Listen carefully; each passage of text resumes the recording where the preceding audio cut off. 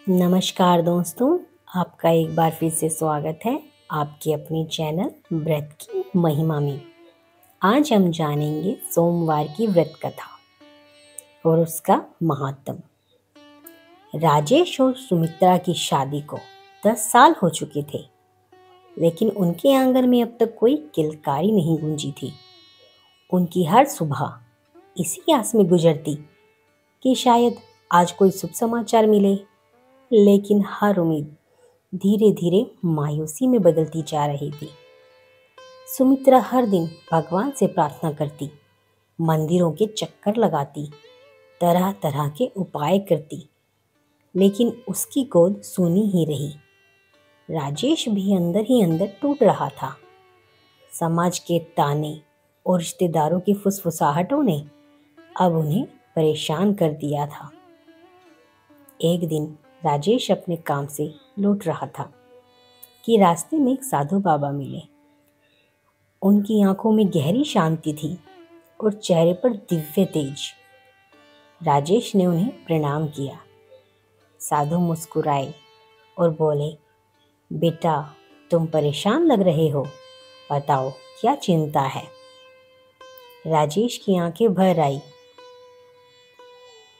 उसने अपनी व्यथा साधु बाबा को सुना दी। बाबा ने धैर्य से सुना और बोले, शिव सबकी मनोकामनाएं पूर्ण करते हैं। तुम और तुम्हारी पत्नी अगर श्रद्धा से सोमवार का व्रत रखो और भगवान शिव की पूजा करो तो तुम्हारा घर भी खुशियों से भर जाएगा। राजेश को जैसे अंधेरे में रोशनी मिल गई। वह भागते हुए घर पहुंचा और सुमित्रा को सब कुछ बताया। दोनों ने उसी दिन से निश्चय कर लिया कि वे सोमवार का व्रत पूरी श्रद्धा और आस्था से रखेंगे। हर सोमवार सुमित्रा सुबह जल्दी उठकर स्नान कर शिवलिंग पर जल चढ़ाती, बेलपत्र अर्पित करती और पूरे दिन उपवास रखती। संध्या को दोनों मंदिर जाते और पूरी श्रद्धा से भगवान शिव की आराधना करते।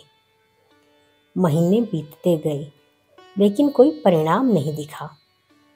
एक पल को सुमित्रा का मन टूटने लगा, लेकिन फिर भी उसे बाबा की बात याद आई। श्रद्धा और धैर्य रखो, शिव अवश्य कृपा करेंगे। वह और राजेश बिना किसी संदेह के व्रत करते रहे। उनकी भक्ति में कभी कोई कमी नहीं आई। एक दिन पूजा के बाद सुमित्रा ने शिवलिंग पर जल चढ़ाते हुए कहा, हे भोलेनाथ, अगर मेरी भक्ति सच्ची है तो कृपा करें। उसकी आंखों से आंसू छलक पड़े और फिर कुछ दिनों बाद चमत्कार हुआ। सुमित्रा ने खुद को बदलते हुए महसूस किया। जब वैद्य ने पुष्टि की कि वह मां बनने वाली है, तो उसकी खुशी का ठिकाना ही नहीं रहा। वह रोते रोते भगवान शिव के चरणों में गिर पड़ी और धन्यवाद करने लगी। राजेश की आंखों में भी खुशी के आंसू थे।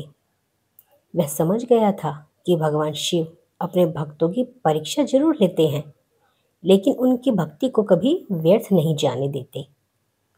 9 महीने बाद उनके घर एक सुंदर और तेजस्वी पुत्र ने जन्म लिया। पूरे परिवार में आनंद का माहौल था। राजेश और सुमित्रा ने संकल्प लिया कि वे जीवन भर सोमवार का व्रत रखेंगे और भगवान शिव की भक्ति करते रहेंगे। यह कथा हमें सिखाती है कि सच्ची श्रद्धा और धैर्य से की गई भक्ति कभी व्यर्थ नहीं जाती। भगवान शिव अपने भक्तों की हर मनोकामना पूरी करते हैं। बस हमें उन पर विश्वास रखना चाहिए।